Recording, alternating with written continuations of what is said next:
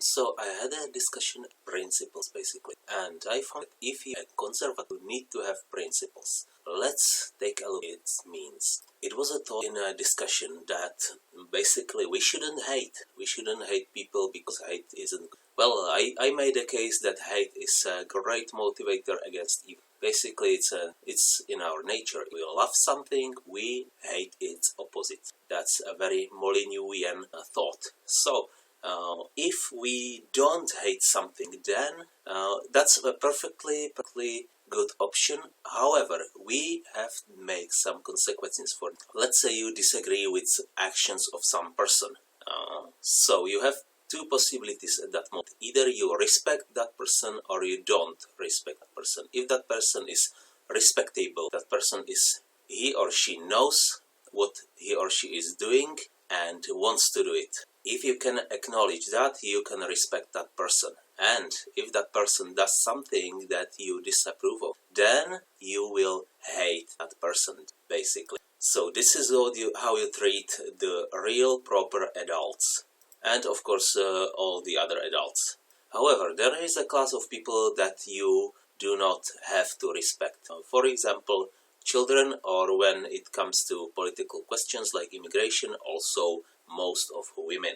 And so when you don't respect somebody, when you think that somebody is too immature or ignorant or propagandized on some topic, then if that person does something that you disagree with, then you do not hate that person. However, there still have to be consequences. And what are the consequences? The consequences are for the freedoms. And typically we absolutely do not go out of our way to deprive that person of his or freedom, unless there is some criminal situation and we need to save somebody or something. Typically, these people are dependent. Typically dependent children or women on welfare and so on. In that case, we are already have been giving the freedoms to these people. And if these people cannot be respected and they do something that we do not agree with, then we take these freedoms away because it's our freedoms and we just have lent them.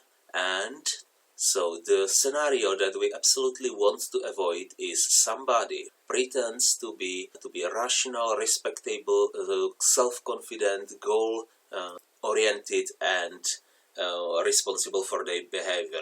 Basically, this is something that somebody that whom would respect. And then let's say it's an independent woman who doesn't need any man, and she's capable of receiving the same payment for the same labor, and so on and so on.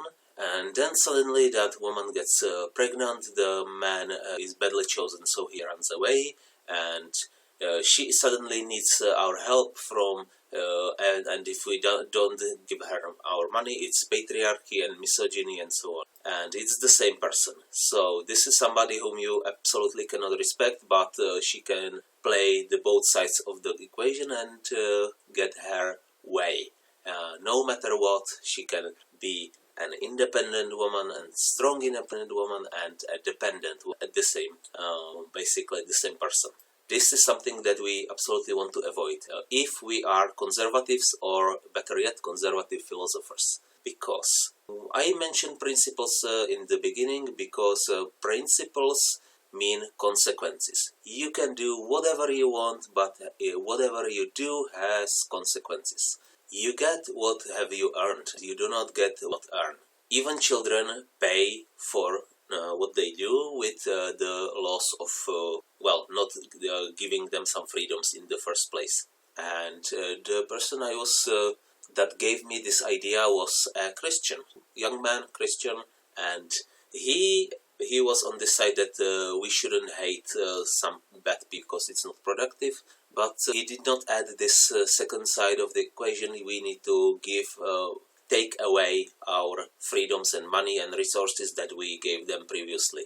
Principle is very, very interesting thing. It's not, a principle does not tell you what to do. A principle is a true statement about the nature of reality. And it's like a double-edged a sword. Whatever you do, you can fall on one side or the other, but not on the two sides of the same unless you are cleaved in half. This is to say, a break in principles is very, very damaging, destructive. So to sum it up, if you want to be a conservative, you need principles. You need to take whatever people do, but derive consequences from it. And now you must be asking, why don't everyone does that? Why is it such a good thing? Why, if it's so good, why do I make a video about it? Well, basically it's the consequences that you get from it, because to be a conservative, to have principles, is to bring the consequences on yourself. And as with every virtuous endeavor, or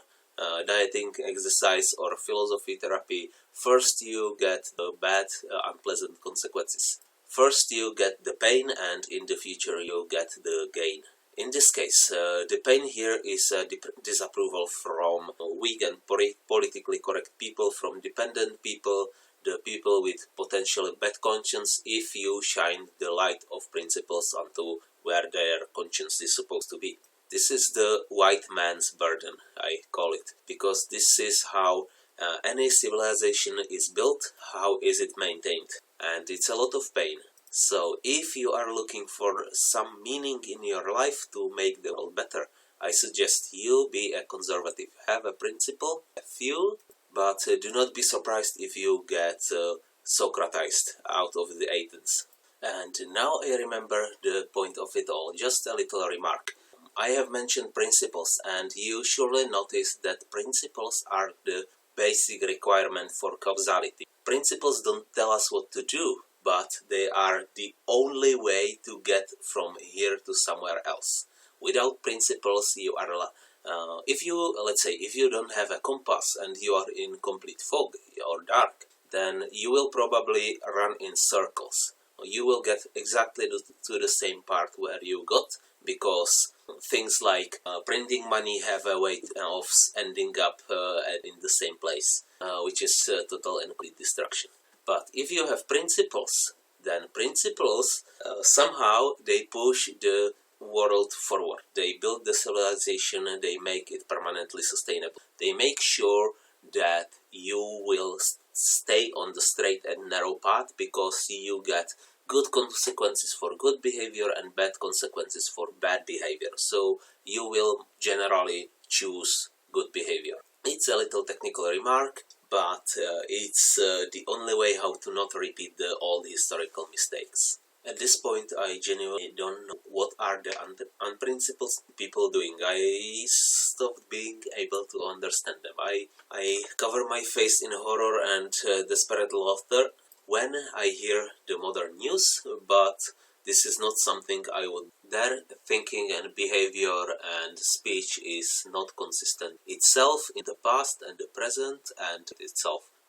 It's very arbitrary, it's very short-term oriented, and it produces some desirable good results in the present, but always has bad consequences down the road. And of course, it is kicking the can down the road. It is asking for 5 more minutes of peace, as good Stefan is saying. It's taking the methamphetamine and taking it again when the dose runs out, until total exhaustion and destruction. This is the alternative to principles, consequences, and conservatism. To not be a conservative is to be like a rabbit, to be the same individual out of many, to be subject to an authority, and to not be allowed to say no, and not be allowed hate. Except, of course, in a very peculiar way, to hate without love. That is very strange. Basically, the thing I resent very much about non-conservatives is they hate without love. As I mentioned in the beginning, when a conservative hates something, it is because he loves its opposite, and vice versa. If you love somebody who has a cancer, you will hate the cancer. You will not be interested in coexistence of that person and cancer.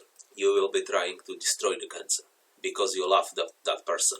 However, when you look at the so-called liberals, progressives, and basically the socialist leftists, the rabbits, that are selected, they go on and on about how they hate Trump.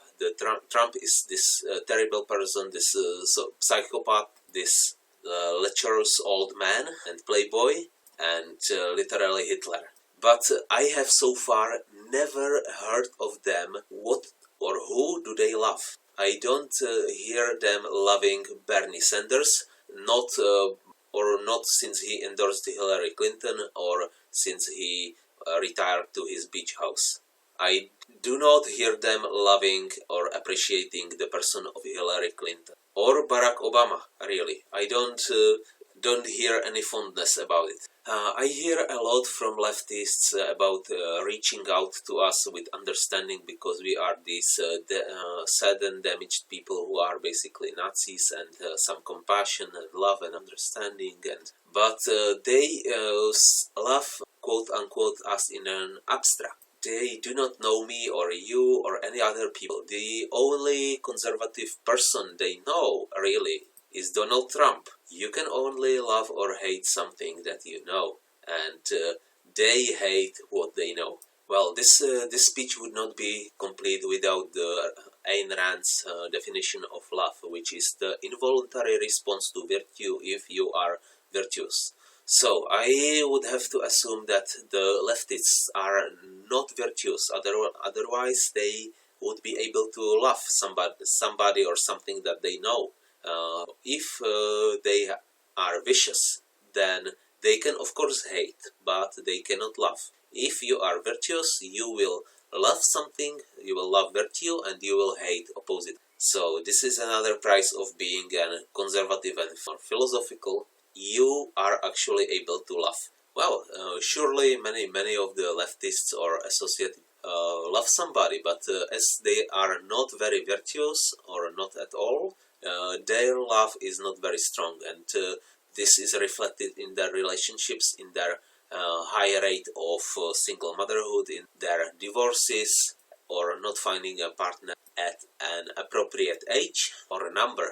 Usually that number is and age is very much exceeded. Love takes time to build. So deep relationships, deep loving relationships are the major source of happiness. So as a conservative, you have a better shot at happiness than leftists.